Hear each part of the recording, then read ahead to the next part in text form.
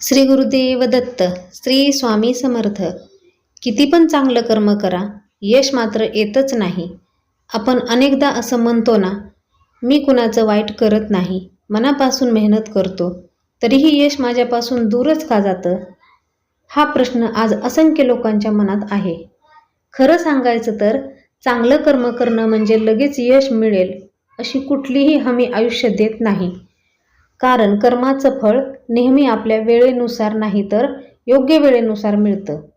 आपण बी पेरतो, पण झाड उगवायला वेळच लागतो. दररोज पाणी घालूनही पहिल्याच दिवशी फळ मिळत नाही. अनेकदा यश उशिरा येतं, कारण आपण अजून मजबूत व्हायचं असतं. अपयश आपल्याला मोडण्यासाठी नसतं, तर आपल्याला घडवण्यासाठी असतं.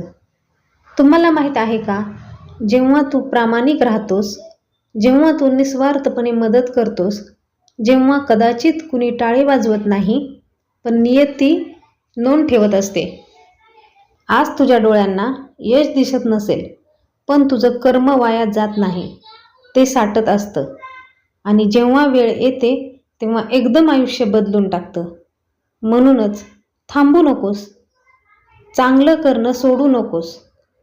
कारण यश जेव्हा येईल तेव्हा ते फक्त मोठं नसेल, तर ते योग्य असेल.